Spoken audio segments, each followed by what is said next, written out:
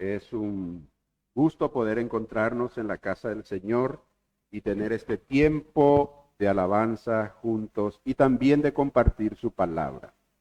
Así que en estos tiempos estamos considerando la carta del apóstol San Pablo a los Efesios. Y el tema fundamental aquí es el tema de la iglesia de Jesucristo. Primero, habíamos dicho que en los primeros 3 capítulos, este libro, esta carta del apóstol San Pablo, encierra enseñanzas doctrinales teológicas. Y a partir del capítulo 4 encontramos enseñanzas prácticas para la iglesia y para cada creyente, para cada cristiano.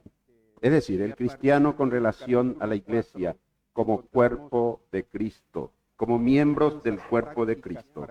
Así que, hermanos, en esta mañana queremos considerar el tema, el ministerio y los ministerios de la iglesia. Así que, hermanos, el ministerio y los ministerios de la iglesia. Y para eso vamos a referirnos al capítulo 4 a partir del versículo 7 al 16. Versículo 7 al versículo 16. Y voy a dar lectura a la palabra del Señor.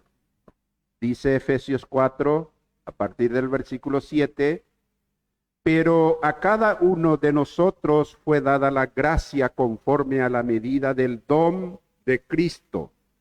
Por lo cual dice, subiendo a lo alto llevó cautiva la cautividad y dio dones a los hombres. Y eso de que subió, ¿qué es? Sino que también había descendido primero a las partes más bajas de la tierra. El que descendió es el mismo que también subió por encima de todos los cielos para llenarlo todo.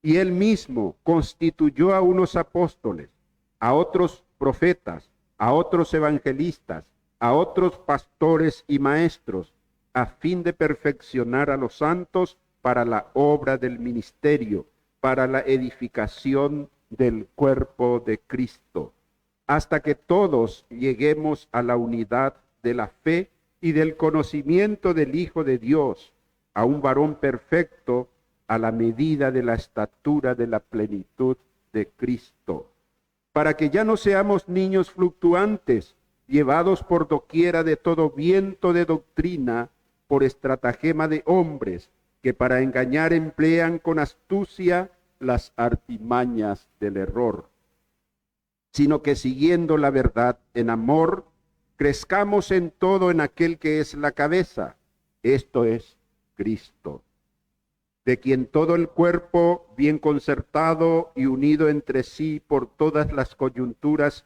que se ayudan mutuamente, según la actividad propia de cada miembro, recibe su crecimiento para ir edificándose en amor. Oramos. Padre, te alabamos, Señor, en esta mañana una vez más. Toda la gloria y toda la honra sean dadas a ti, Señor. Te damos las gracias por permitirnos estar reunidos en esta mañana en tu bendito nombre. Te damos las gracias porque tú nos das, Señor, la libertad de abrir tu bendita palabra, leerla y considerarla, Señor. Pedimos en el nombre de Jesucristo, nuestro Señor y Salvador, que tu Santo Espíritu, Señor, nos abra el entendimiento, toque nuestros corazones, de tal manera, Señor, que cada uno podamos comprender tus enseñanzas, tus mandamientos, Padre, para cada uno de nosotros y para tu amada iglesia. Señor, nos encomendamos completamente a tu dirección, confiamos en tu presencia, confiamos, Señor, en tu dirección. En el nombre de nuestro amado Señor y Salvador Jesucristo te damos las gracias y pedimos todo esto. Amén.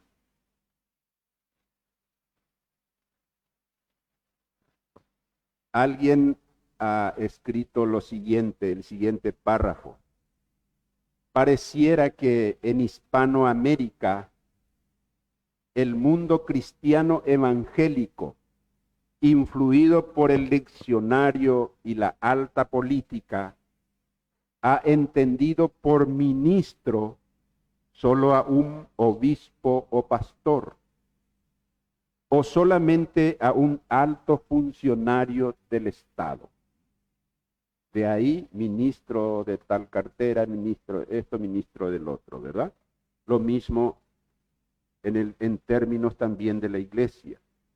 Lo mismo sucede con el ministerio. Se piensa solo en el ministerio pastoral, o tal vez por extensión el ministerio de la música. Y pareciera que todo termina ahí en cuanto a ministro y ministerio.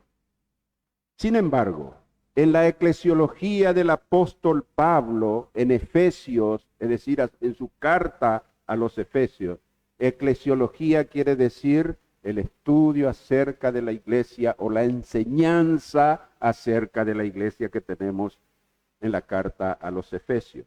Entonces, en esta carta el ministerio es la obra o el trabajo, hermanos, de la iglesia como cuerpo de Cristo. La obra o el trabajo del cuerpo de Cristo es el ministerio.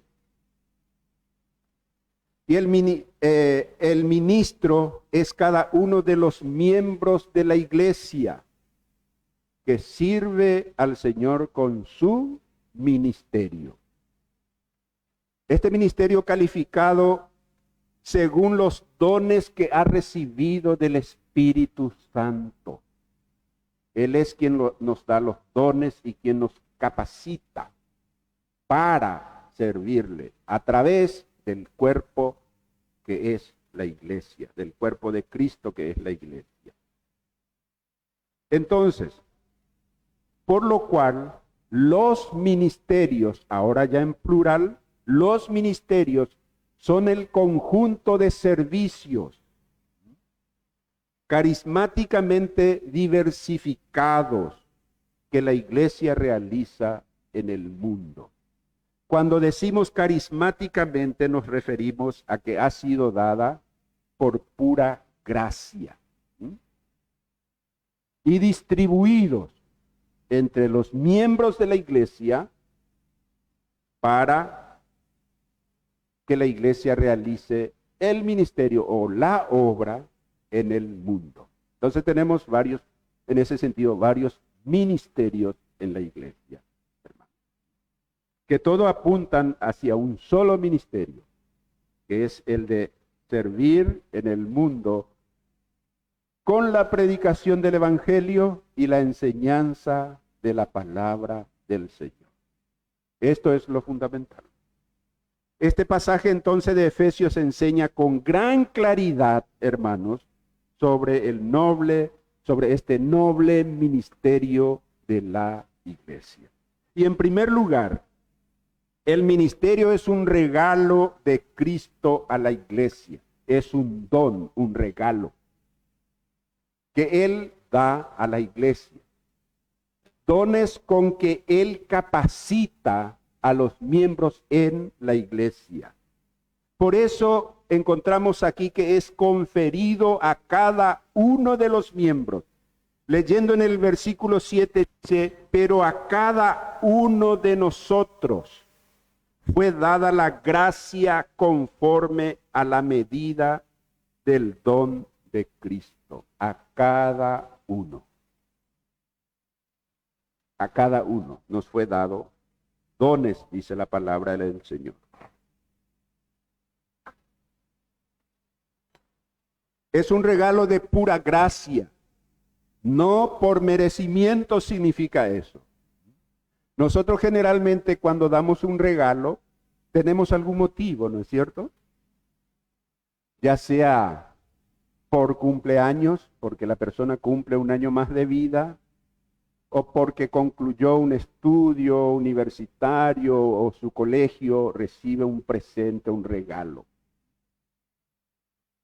En fin, siempre hay un motivo, ¿verdad? Pero la gracia o el don, los dones que el Señor da a su iglesia, a los creyentes, es por pura gracia. Y dice, de acuerdo a la medida que ha dado Jesucristo. Él es el que determina y da. Qué bueno es esto.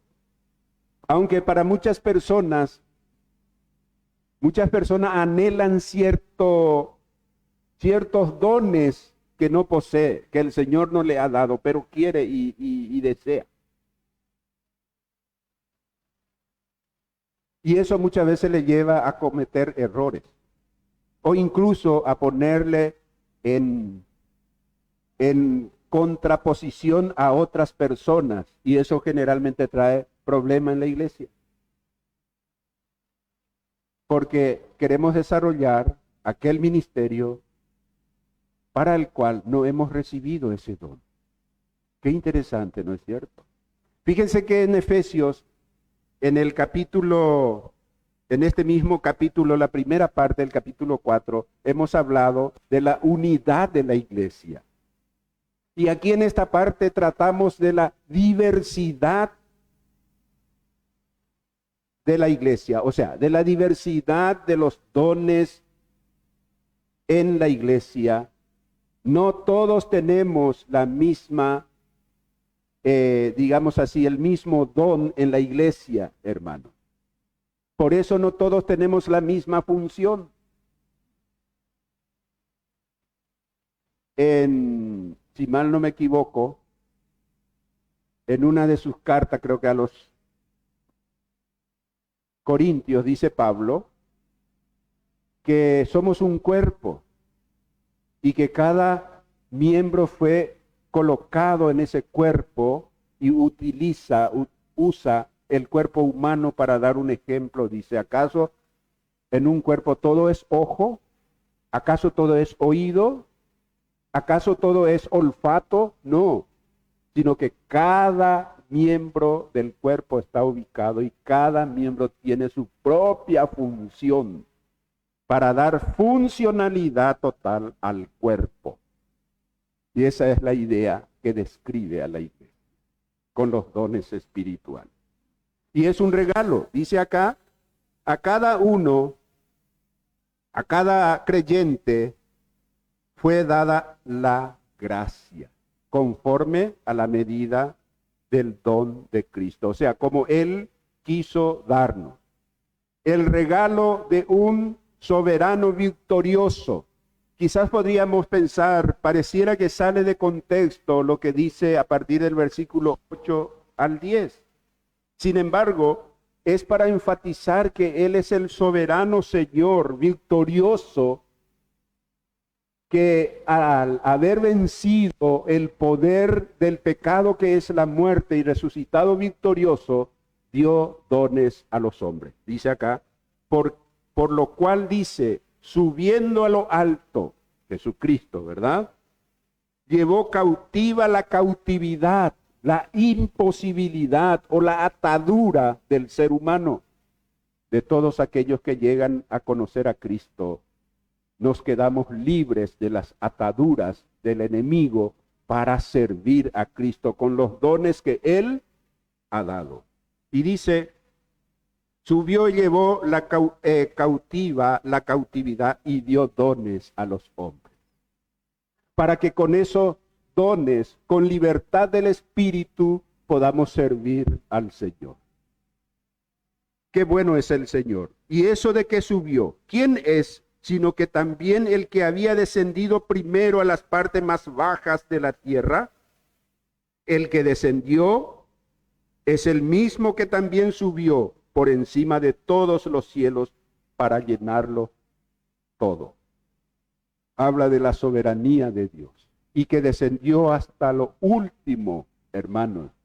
Es decir, que conoce todas las debilidades y, por qué no, también las potencialidades del ser humano, porque Él así lo experimentó hasta la muerte, descendiendo a la parte más baja de la tierra.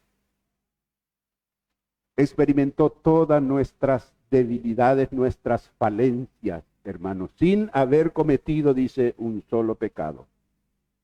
Dice la palabra del Señor acerca de Jesucristo. Y subió a los cielos para llenarlo todo, es decir, gobernar soberanamente en todo y por todas las cosas, o en todas las cosas. Y eso es lo que hizo el Señor con su don soberano. Gobierna el universo para llenarlo todo, dice la palabra del Señor. Ese Señor es la cabeza de la iglesia y Él es el que nos da los dones. De manera entonces que ese regalo de Cristo a la iglesia es un don gratuito que nos da, hermanos. Los ministerios han sido históricamente constituidos. Esta palabra históricamente es muy importante. Cuando decimos históricamente se refiere a hechos concretos sucedidos en la historia de la humanidad. Y vamos a ver de qué se trata. En primer lugar, bajo este subtítulo, los ministerios han sido históricamente constituidos. Y vamos a considerar a partir del versículo 11. Dice, Cristo mismo preparó y constituyó a algunos, en primer lugar dice, como apóstoles. Versículo 11. Y él mismo constituyó a unos apóstoles, dice. Debemos recordar, hermanos, los requisitos históricos del apostolado. Y para eso quisiera llevarles a leer en Hechos de los Apóstoles, en el capítulo 1, Hechos de los Apóstoles 1, a partir del versículo 26 al 26, a partir del versículo 21 al 26. Dice Hechos 1, 21 en adelante. Es necesario, pues, de estos hombres que han estado juntos con nosotros todo el tiempo que el Señor Jesús entraba y salía entre nosotros, comenzando desde el bautismo de Juan hasta el día en que de entre nosotros fue recibido arriba, uno sea hecho testigo con nosotros de su resurrección. Y señalaron a dos, a José, llamado Barsabás, que tenía por sobrenombre Justo, y a Matías. Y orando dijeron, tú, Señor, que conoces los corazones de todos, muestra cuál de estos dos has escogido. Pero para que tome la parte de este ministerio y apostolado de que cayó Judas por transgresión para irse a su propio lugar, y les echaron suertes, y la suerte cayó sobre Matías y fue contado con los 11 apóstoles. Este hecho histórico encontramos cuando los apóstoles reunidos, hermanos, después que el Señor Jesucristo había ascendido a los cielos, ya, en que ellos se reunieron para elegir a un sustituto de Judas Iscariote, como dice acá, quien había caído. Judas Iscariote formaba parte de los 12 apóstoles que el Señor Jesucristo había llamado y elegido para ser sus apóstoles. Pero Judas cayó. Entonces ellos, para completar nuevamente la cantidad de apóstoles, ellos oraron y eligieron. Pero ¿cuál es la condición? Dice aquí, es necesario, pues. es requisito, podemos también ver así. Pues que de estos hombres que han estado juntos con nosotros todo el tiempo que el Señor Jesús entraba y salía con nosotros, desde que Él había sido bautizado por Juan el Bautista en el Jordán, y hasta el día en que de entre nosotros fue recibido arriba. Este requisito, en resumen, era, hermanos, que el que calificaba para ser apóstol entre los 11, para completar 12, tenía que haber estado con Jesucristo, es decir, haber conocido presencialmente a Cristo, haber tenido contacto personal con Jesucristo cuando Él estuvo aquí en la tierra. Ese era uno de los requisitos fundamentales para ser considerado apóstol de Jesucristo. El apóstol Pablo, que después él mismo dice, yo nací último como apóstol, como un abortivo, dice, es decir, fuera de tiempo. Nací yo. Pero él se encontró con Jesús en el camino a Damasco, cuando el Señor lo llamó, el Señor lo exhortó y el Señor le dijo lo que debía de hacer. Se encontró, tuvo un encuentro personal, oyó una voz del cielo que decía, Saulo, Saulo, ¿por qué me persigues?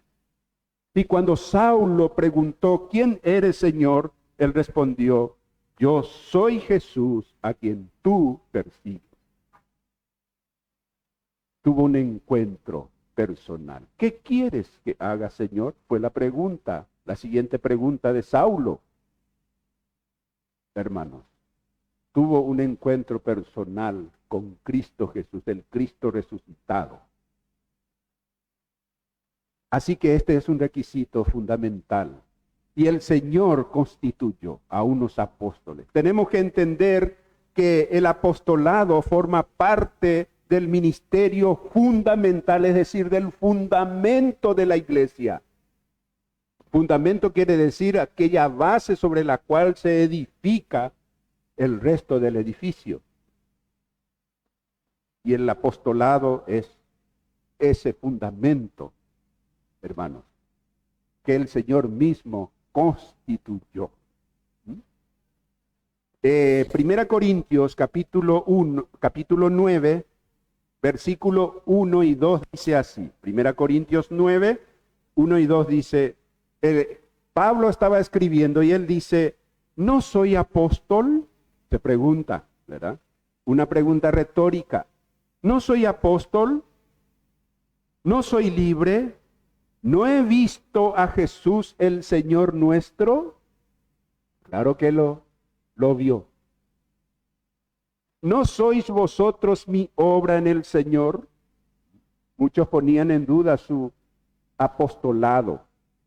Por eso que ya dijimos, como nacido fuera de tiempo más o menos.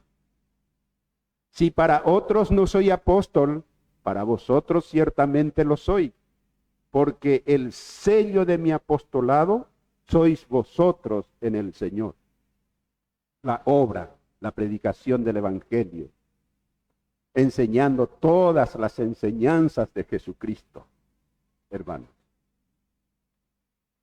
Entonces, el apostolado es alguien que ha sido llamado por Cristo, se ha encontrado con Cristo, ha tenido comunión con el Señor. Ese es el verdadero apostolado. Como oficio, como ministerio, la iglesia tiene el ministerio del apostolado, porque apóstol quiere decir enviado. Y tenemos ese ministerio del apostolado. Somos enviados a llevar el mensaje de la gracia de Dios. Pero el oficio como apóstol, hermanos, ha concluido, terminado, el último de los apóstoles fue el apóstol Pablo. Como oficio, terminó ahí. No existe, así como hoy en día se escucha, el apóstol fulano.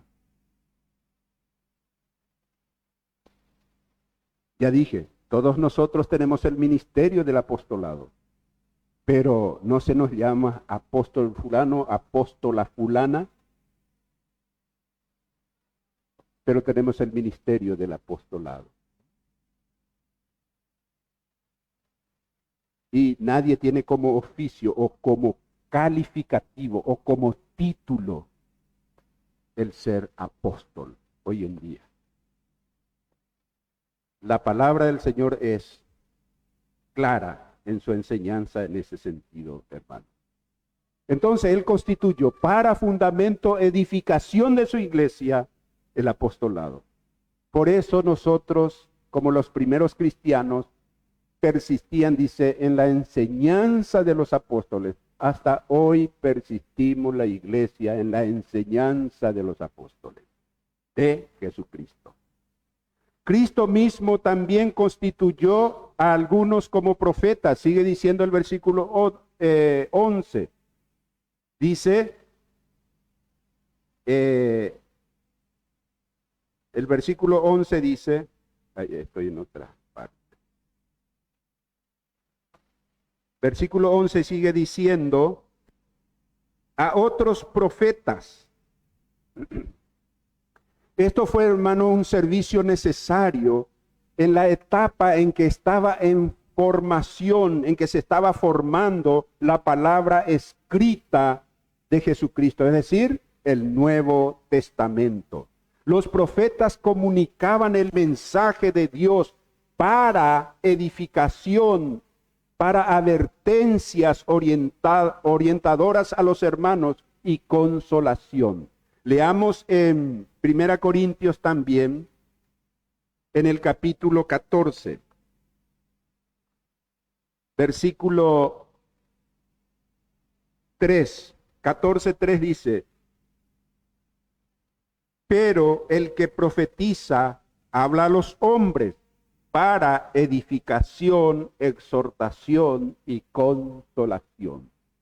De esta manera el Señor entregaba su mensaje a la iglesia, porque no tenían como nosotros hoy el testimonio, el testamento escrito, y que podemos leer y podemos considerar esa enseñanza. Entonces era necesario, hermanos, la participación de los profetas para revelar la voluntad de Dios, como dice acá, exhortación, orientación, consolación a los hermanos, a la iglesia. No era alguien que podía hablar en particular a alguien y decir, bueno, vos sos tal cosa y vas a hacer esto y lo otro. Como hoy en día muchos buscan más un adivino que un profeta. Esto era para orientación, exhortación y consolación, pues tenía la revelación espiritual para hablarle a la iglesia del Señor. Y dice en 1 Corintios, háganlo así, pero los profetas hablen por orden. Otro asunto terrible. Dice que se daba la situación en la iglesia en Corinto, especialmente de que los profetas, porque querían manifestar una cosa muy propia de los seres humanos, querer exaltarse sobre los demás, quería manifestar de alguna manera que él era un profeta y que tenía una profecía que decir, y hablaban todos juntos, y era una locura. Eso es lo que dice la palabra. Entra un indocto, alguien extraño, y están ustedes profetizando todos juntos, no dirá ese alguien que entró, están todos locos. ¡Qué locura! ¿Dónde me he metido, más o menos? Entonces, la instrucción era, si alguno dice, habla, y otro recibe una revelación y se levanta para hablar, calle el primero, cállese y siéntese para que el otro ahora hable. Esa era la orden que el apóstol Pablo daba a la iglesia, en especial en Corinto, que sucedía ese desorden, que se daba ese desorden. Así que, hermanos, Jesús también constituye, Él es el que nombra, no alguien que se autoproclama profeta o apóstol. Tiene que venir de Jesucristo y reconocido por el cuerpo de Cristo que es la iglesia. Este don de los profetas también fue para manifestación del poder, la gracia de Dios en el tiempo en que no todavía teníamos la palabra escrita del Señor. ¿Entendemos eso, hermano? Tenemos también el ministerio de la profecía, que es predicar el evangelio. El que predica el evangelio es un profeta o está ejerciendo el ministerio de la profecía, porque está anunciando lo que Jesús enseñó y lo que sucedería si tú te entregas a Cristo o no te entregas a Cristo. No recibes, no reconoces a Cristo como Señor y Salvador. Te dice la palabra profética, como dice el apóstol Pedro, más segura, te dice aquí. Pero el que comunica está realizando ese rol, ese papel, ese ministerio de la profecía, de ponerte sobre aviso. Luego también Cristo dio a otros el ser evangelista. Sigue el versículo 11 diciendo, a otros evangelistas. Hermanos, un ejemplo del ministerio de evangelista lo vemos en Felipe. Cuando vino la persecución en Judea, en Jerusalén, dice que todos los que estaban ahí fueron esparcidos por toda parte, los cristianos fueron perseguidos. Y en Samaria, dice, fue un grupo y entre ellos estaba Felipe, uno de los líderes, uno de los que fue nombrado diáconos de la primera iglesia. Fue ahí, Felipe estaba allá y él empezó a predicar, a anunciar a Cristo, a evangelizar, a grupos. Y luego el Señor lo llamó de una manera específica, especial, le habló el Espíritu Santo para ir a testificar a una persona solamente que viajaba, dice, desde Jerusalén rumbo hacia el África. ¿Se acuerdan del etíope eunuco? A él le testificó el evangelista Felipe, lo evangelizó. De manera que es un don que hasta hoy persiste. Tenemos a muchos evangelistas en la iglesia que hablan en las iglesias, que hablan del evangelio de Jesucristo, entregando el testimonio de la fe en Cristo. Hermano, evangelista. A otros dice pastores y maestros. Es decir, pastores maestros. El obispo o el presbítero o el pastor apacienta el rebaño del Señor, dotado con la aptitud, es decir, que sea apto para enseñar la palabra del Señor. El que pastorea tiene que tener el don de enseñar la palabra de Dios. Tiene que ser un estudioso de la palabra para luego transmitir las enseñanzas de la palabra de Dios a la grey, a la congregación, a los hermanos, a los miembros, hermanos. Esto era un requisito necesario. Dice Primera de Timoteo, capítulo 3, versículo 2. Pablo le estaba escribiendo a Timoteo y le dice, pero es necesario que el obispo o el pastor, obispo, anciano, pastor, son términos relacionados en el Nuevo Testamento. Son sinónimos. Pero es necesario que el obispo sea irreprensible, marido de una sola mujer, sobrio, prudente, decoroso, hospedador, apto para enseñar. Fíjense que es un requisito. Estaba hablando del delineamiento que debía tener un candidato a ser obispo o pastor. Dice, apto para enseñar. Por eso dice, en esta lista que hemos leído en Efesios, dice, pastores y maestros. El Señor constituyó así.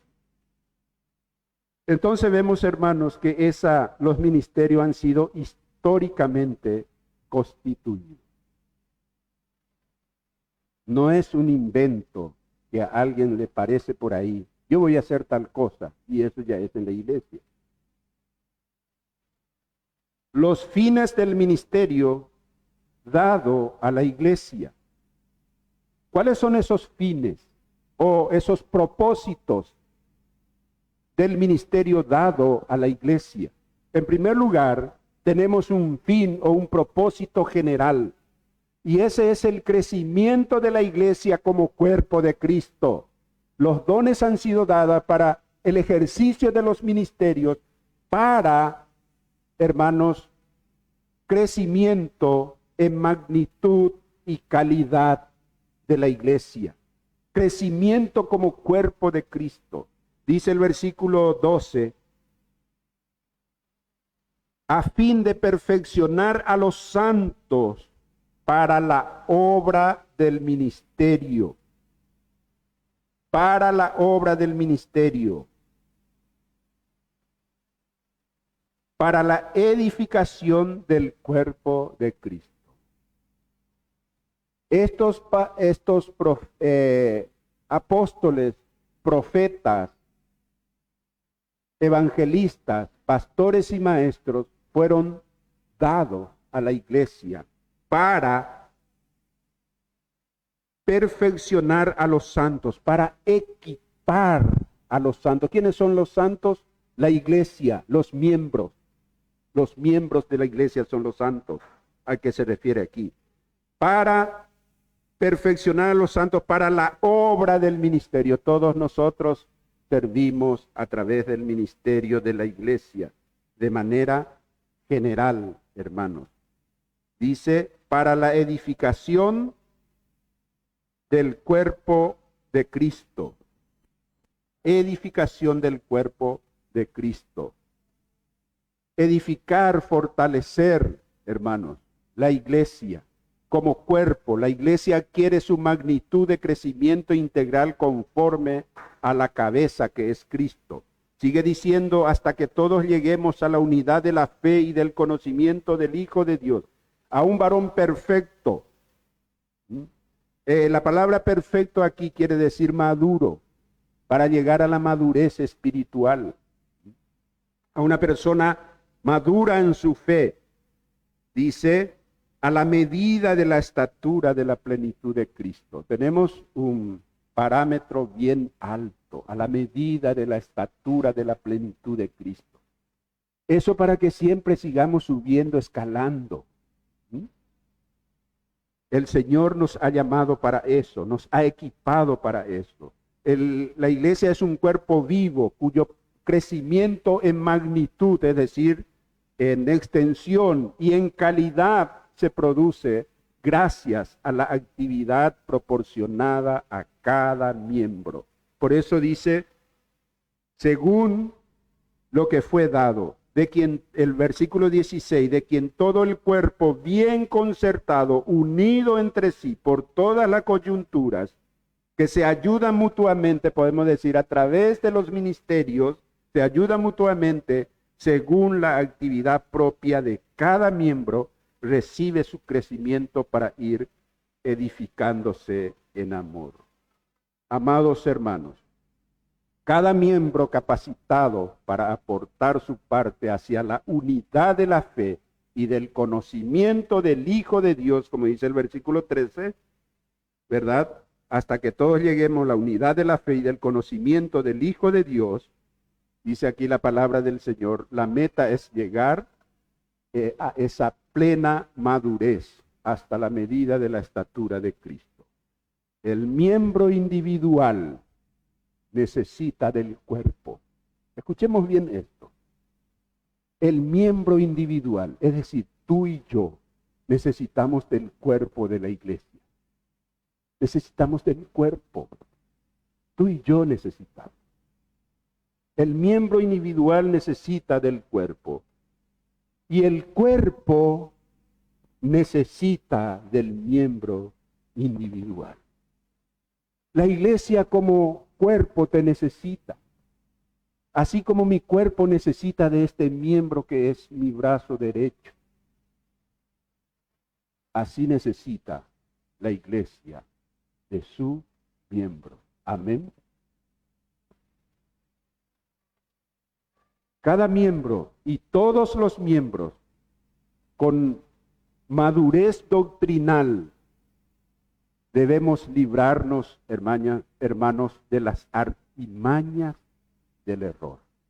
Versículo 14 dice, para que ya no seamos niños fluctuantes. Niños fluctuantes. O sea, que andan, que fluctúan, ¿verdad? Que no tiene firmeza. Que no tiene firmeza, que anda fluctuando por ahí como volando de aquí para allá, como se suele decir. Dice, para que ya no seamos esos niños en nuestra manera de concebir las cosas, llevado por doquiera de todo viento de doctrina. ¿Cuántos vientos de doctrina hubo siempre y hay en nuestro tiempo? Yo suelo decir que en aquellos tiempos, los tiempos bíblicos en que se escribieron estas verdades, hermanos, estas enseñanzas, hermanos, un falso maestro o profeta, alguien que transportaba una doctrina falsa, tenía que llegar a tu casa o presentarse en la congregación para dar sus enseñanzas falsas. Pero hoy en día, puede que no llegue a tu casa una persona.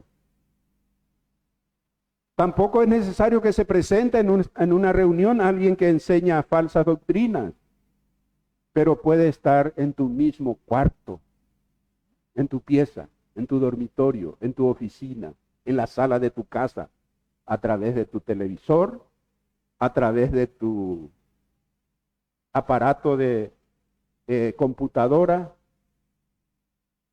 o a través de tu mismo celular por medio de internet. ¿Cuántas cosas, barbaridades escuchamos? Enseñanzas que no están ajustadas a la palabra del Señor. Son vientos de doctrina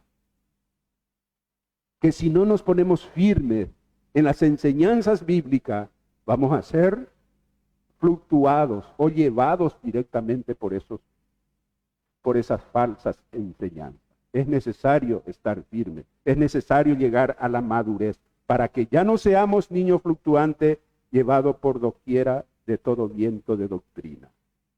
La madurez se consigue practicando la verdad en amor, dice en el versículo 15, sino que siguiendo la verdad en amor, crezcamos todo en aquel que es la cabeza, esto es Cristo.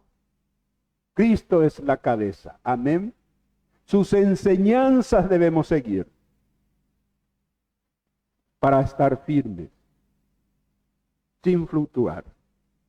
Hermanos, concluyendo en esta mañana, digamos, primero, reiteremos, primero, el ministerio de la iglesia es un regalo del Señor a la iglesia. Amén, quedó claro eso. Es un don, un regalo. Él mismo constituyó los ministerios. Segundo, los diversos ministerios han sido dados según la necesidad en el proceso histórico del desarrollo de la iglesia. Hubo tiempo en que hubo necesario los apóstoles, los profetas, y son necesarios los evangelistas, pastores y maestros, y otros ministerios que hoy se desarrollan en la iglesia, que se desprende de estos principales ministerios. Algunos de esos ministerios fueron irrepetibles, como el apostolado, ya dijimos, los profetas de la época apostólica pre-revelación escrita del Nuevo Testamento. Otros han sido permanentes, como los evangelistas, pastores y maestros. En segundo lugar dijimos eso. Tercero, aprendimos también o hemos oído que los grandes fines del ministerio dado a la iglesia son, en primer lugar, el crecimiento en magnitud y calidad moral espiritual. Crecimiento en magnitud de la iglesia y en calidad. Las personas crecen en su calidad moral espiritual dentro de la iglesia. Y, por último, el crecimiento en madurez, hasta que todos lleguemos al conocimiento del Hijo de Dios, a la madurez de nuestra, ese es el fin. Amén. Vale la pena permanecer unido cada uno de nosotros a la iglesia, el cuerpo de Cristo. Vale la pena estar presencialmente en comunión con los hermanos. Hermanos, no hagamos en esta era virtual del mundo, no hagamos de la iglesia una iglesia virtual. La iglesia es presencial. Hicimos uso de la virtualidad y damos gracias a Dios por ello en el tiempo de la pandemia en que no podíamos reunirnos. Pero apenas pasó aquello, ese no es nuestro estilo, no es el estilo bíblico. El estilo bíblico es estar presente en el cuerpo. Amén. Para que tú seas bendecido con los dones espirituales y seas bendecido sirviendo al Señor a través de su iglesia. Y la iglesia sea bendecida por tu ministerio. Amén. Que el Señor nos bendiga. Padre, te damos gracias por tu palabra en esta mañana. Señor, bendícenos para que podamos juntos desarrollar el ministerio que tú nos has encomendado, la obra que tú has encomendado a tu iglesia. Ayúdanos a entregarnos a ti de corazón y a manifestar los dones espirituales que tú nos has dado para servicio, crecimiento, fortalecimiento, Señor, y expansión de tu iglesia. Gracias por la vida de cada hermano, de cada hermana, de cada persona. Glorificamos tu nombre y te damos gracias por sus vidas.